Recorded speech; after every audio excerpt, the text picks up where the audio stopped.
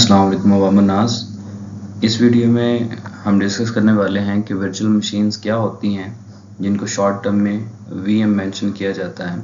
इन virtual machines को create क्यों करते हैं, इनके बेनिफिट्स क्या हैं, क्या कुछ एडवांटेजेस हैं, या इन वर्चुअल मशीन्स को क्रिएट करते हुए हमें किस किस्म की प्रॉब्लम्स हैं वो फेस करनी पड़ सकती हैं। हमारे पास हमारा अंडरलाइंग हार्डवेयर, जिसमें हमारे पास डिफरेंट तरह के हार्डवेयर रिसोर्सेज कंसीडर किए जा सकते हैं, जिसमें हमारा सीपीयू हो सकता है, हमारी रैम हो सकती है, हमारी इंटरनल स्टोरेज हो सकती है। मल्टीपल हार्डवेयर रिसोर्सेज को डिफरेंट वर्चुअल मशीन्स के दरमियान शेयर कैसे किया जाता है, यानी कि हमारे जो गेस्ट ऑपरेटिंग सिस्टम्स हैं इनके दरमियान जो हमारे ओरिजिनल होस्ट ऑपरेटिंग सिस्टम के रिसोर्सेज हैं वो शेयर कैसे किए जाते हैं। ये सारी की सारी बातें हम आज के इस लेक्चर में डिस्कस करने वाले हैं। चलिए स्टार्ट कर।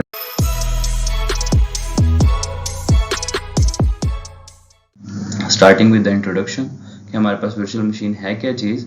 वर्चुअल मशीन एक इस तरह का सॉफ्टवेयर है जो आप अपने ऑपरेटिंग सिस्टम, जो आपका होस्ट ऑपरेटिंग सिस्टम जिसको आप नॉर्मली यूज़ करते हैं, उसके ऊपर इंस्टॉल करते हैं, जो कि एग्जिबिट करता है बिल्कुल उसी तरीके का बिहेवियर जैसे आपके पास एक सेपरेट कंप्यूटर हो।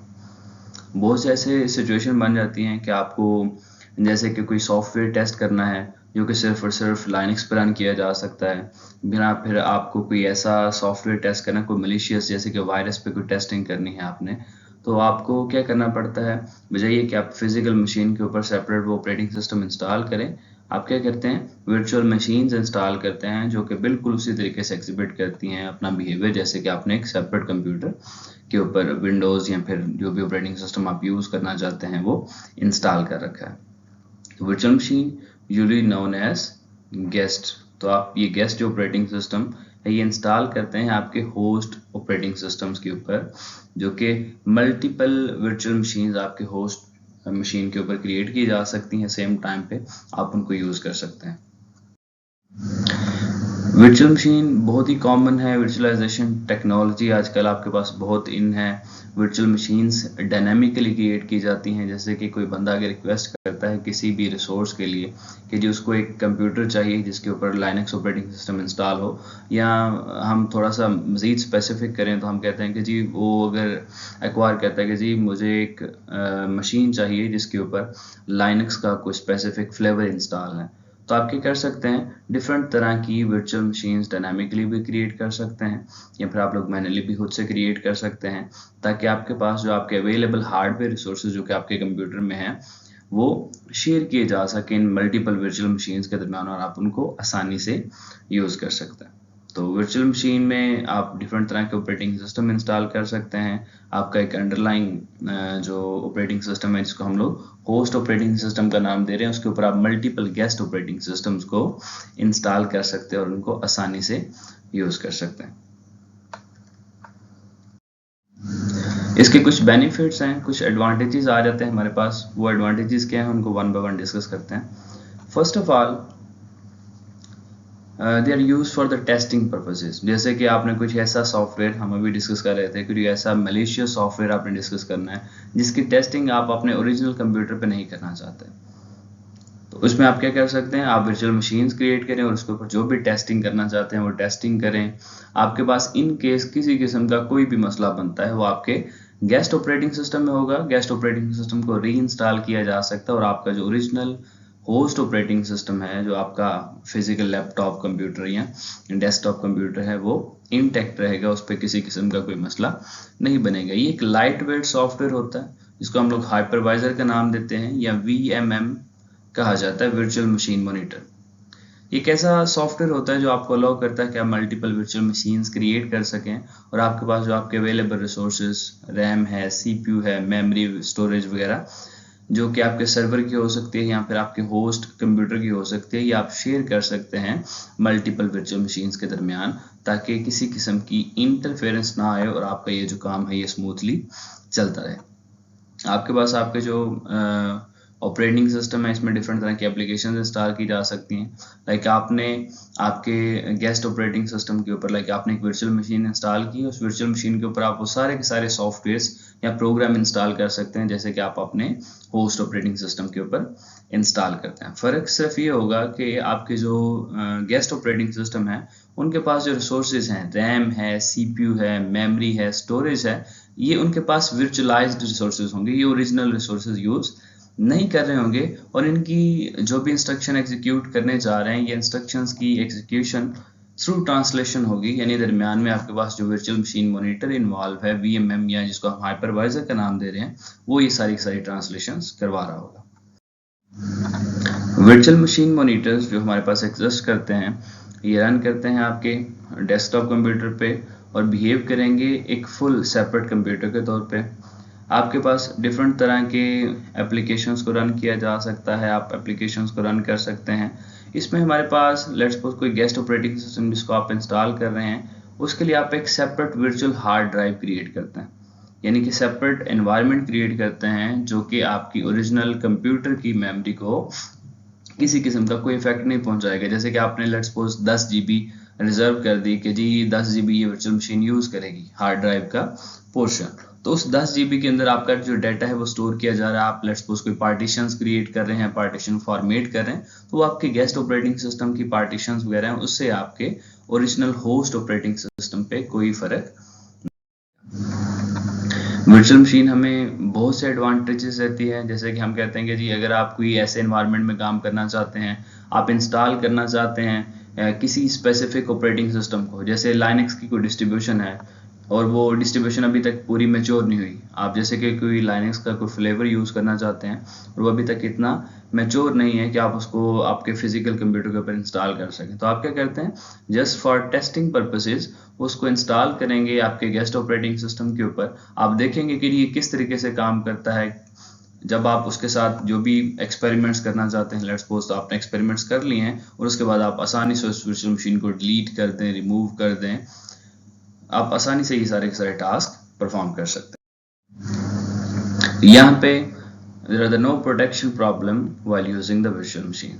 क्यों? क्योंकि वो टोटली आइसोलेटेड होती है, यानी कि वर्चुअल मशीन आपके होस्ट ऑपरेटिंग सिस्टम पे बिल्कुल आइसोलेटेड है, सेपरेट मशीन्स के तौर पे यूज की जा रही होती हैं। यहाँ पे हमारे पास जो इंस्ट्रक्शन सेट आर्किटेक्चर है जिसको हम ISA कहते हैं, ये बिल्कुल डिफरेंट होता है हमारे रियल कंप्यूटर से, यानी कि इनकी जो इंस्ट्रक्शन है, यानी गेस्ट ऑपरेटिंग सिस्टम की जितनी भी इंस्ट्रक्शन जो एग्जीक्यूट की जाएंगी वो ट्रांसलेट की जाती हैं दरमियान में जो आपका हाइपरवाइजर आता है। जैसे हम कहते हैं कि हमारा एक कोई अंडरलाइंग हार्डवेयर है, इस हार्डवेयर के ऊपर आपका दरमियान में एक हाइपरवाइजर आ जाएगा और हाइपरवाइजर के ऊपर आप क्या कर रहे हैं, मल्टीपल वर्चुअल मशीन्स क्रिएट कर रहे हैं और हर एक वर्चुअल मशीन के ऊपर आप कोई भी ऑपरेटिंग सिस्टम इंस्टॉल कर सकते हैं और इस ऑपरेटिंग सिस्टम के ऊपर आप जितनी भी एप्लीकेशंस वगैरह कुछ भी इंस्टॉल करना चाहते हैं तो इंस्टॉल कर सकते हैं। ये सारी की सारी एप्लीकेशंस या ऑपरेटिंग सिस्टम की जो इंस्ट्रक्शन है ये हाइपरवाइजर के थ्रू आपकी हार्डवेयर तक पहुंचेगी और हार्डवेयर उसको एग्जीक्यूट करेगा। इसकी मेंटेनेंस, अवेलेबिलिटी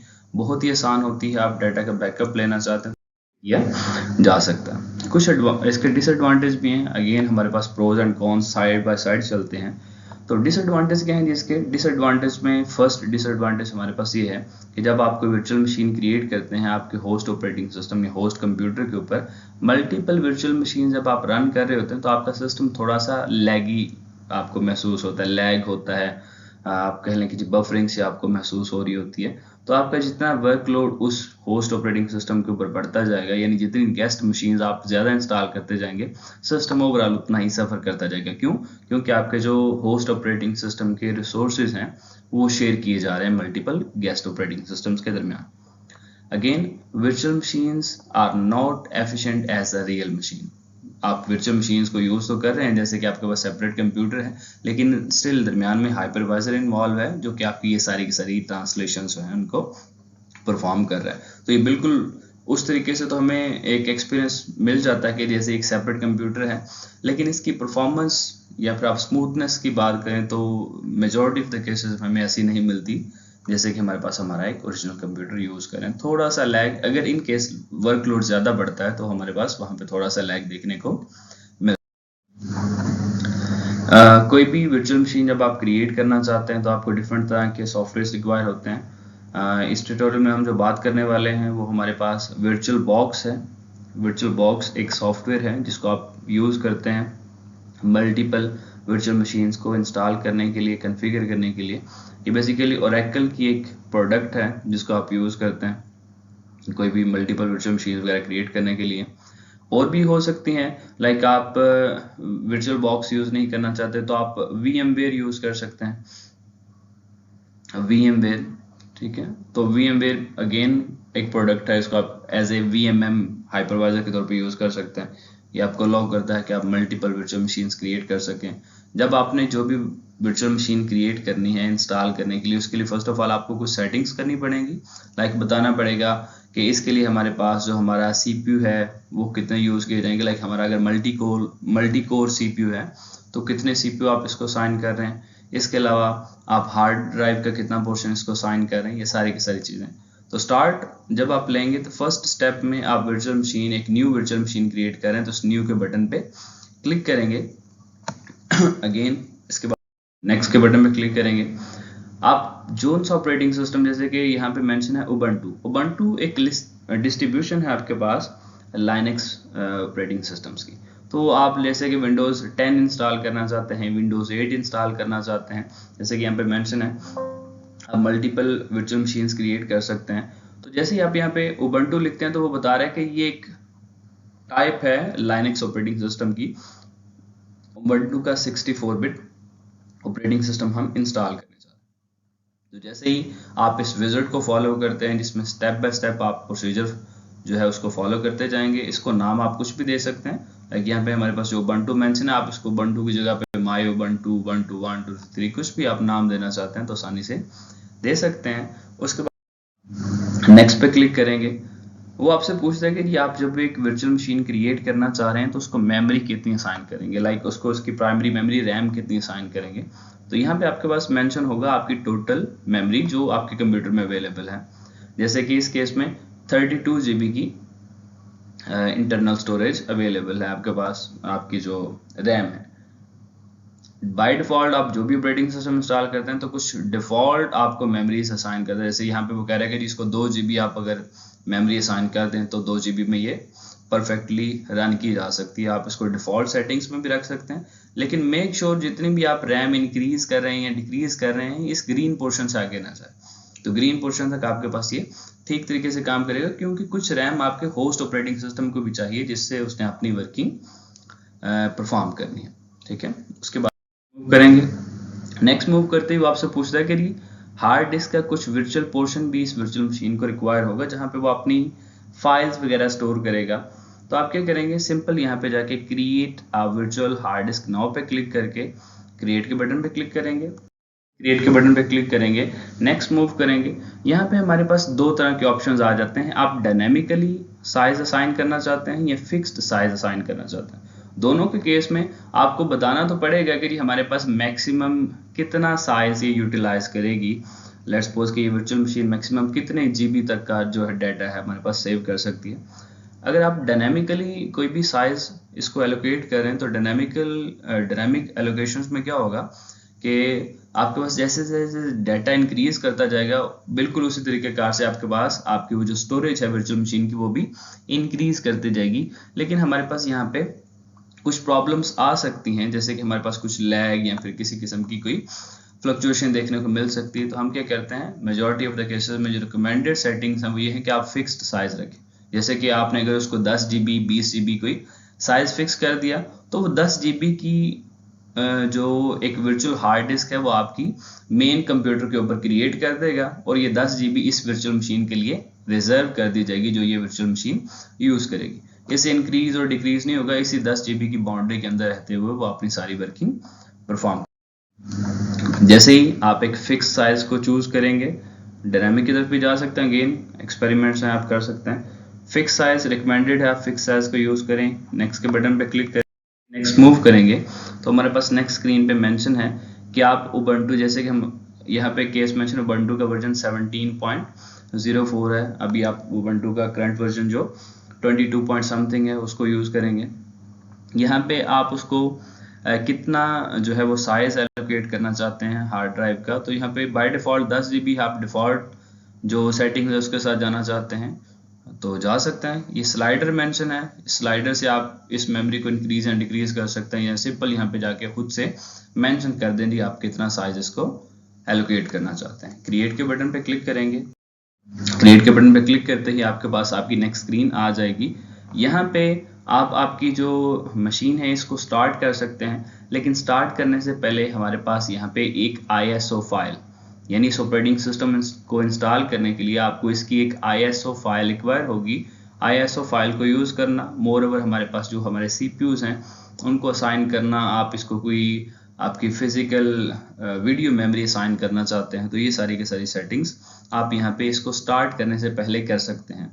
मोर ओवर आप स्टार्ट करेंगे तो फिर भी वो आपसे ऑप्शन पूछेगा कि इसकी ISO फाइल कहाँ पे, आप जस्ट उसका पाथ उसको बता देंगे कि इस फलां पार्टीशन में या फलां फोल्डर में मेरे पास वो ISO फाइल एग्जिस्ट करती है। अगेन इसकी जो इंस्टॉलेशन है, इंस्टॉलेशन के जो प्रोसेसेस हैं या स्टेप्स हैं हमारे पास, किस तरीके से इंस्टॉल किया जाता है, वो हम हमारी जो नेक्स्ट वीडियो है उसमें डिस्कस करेंगे। अभी तक के लिए अपना ख्याल रखें। जज़ाकल्लाह फ़ी अमान अल्लाह हाफ़िज़।